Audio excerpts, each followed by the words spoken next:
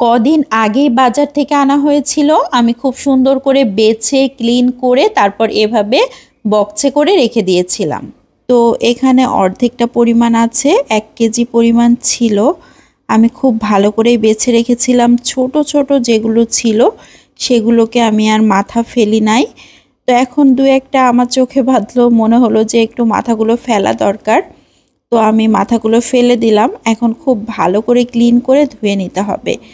তো এই ছোট সাইজের চিংড়ি মাছগুলো এত বেশি টেস্টি হয়, এটা প্রসেস করতে যদিও একটু কষ্ট, তারপরেও কষ্ট করে প্রসেস করে রেখে দিলে অনেক কিছুতেই কিন্তু ব্যবহার করা যায়। খেতে অনেক মজার হয়। তো আমি কয়েকবার করে পানি চেঞ্জ করে করে এইভাবে ধুয়ে নিয়েছি। এখন একটা সাইডে রেখে দিয়েছি। চুলাতে একটা প্যান বসিয়ে সেখানে 4 টেবিল চামচের মতো সয়াবিন তেল দিয়ে দিয়েছি। লবণ দিয়ে দিচ্ছি আধা চা চামচ, হলুদ গুঁড়ো 1/4 চা চামচ। এখন সেই চিংড়ি মাছগুলোকে দিয়ে দিয়েছি।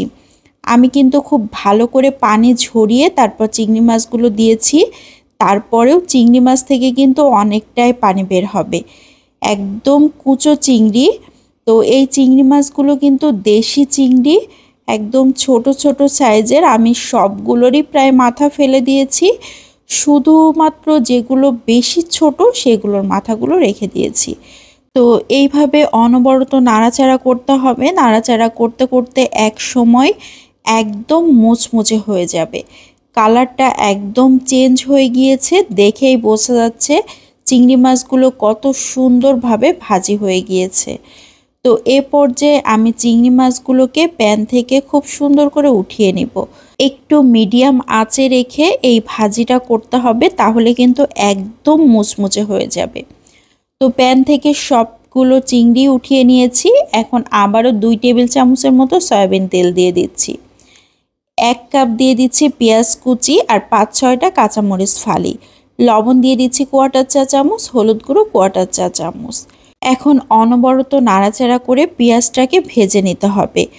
একদম মুচমুচে করে ভাজবো না, এভাবে নাড়াচাড়া করতে করতে পেঁয়াজটা একসময় নরম হয়ে আসবে, সে পর্যায় পর্যন্ত ভেজে নিয়েছি। এখন দিয়ে দিচ্ছি সেই মুচমুচে করে রাখা চিংড়ি মাছগুলোকে। এখন অনবরত নাড়াচাড়া করে সুন্দর করে ভেজে নিতে হবে। চিংড়ি মাছ আগে থেকে অনেক বেশি মুচমুচে আর পেঁয়াজগুলো তো খুব ভালো মতো নরম হয়ে গিয়েছে। এখন এইভাবে ভাজতে ভাজতে পেঁয়াজগুলো মুচমুচে হয়ে যাবে।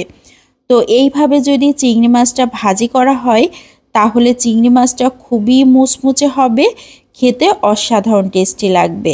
গরম গরম ভাতের সাথে এরকম একটু চিংড়ি মাছ ভাজি হলে আর কোনো কিছুর দরকার হয় বলেন তো? এত বেশি টেস্টি হয় এই চিংড়ি মাছ ভাজিটা। যারা খেয়েছেন তারা তো জানেন, আর যারা খাননি তারা একবার হলেও ট্রাই করে দেখতে পারেন।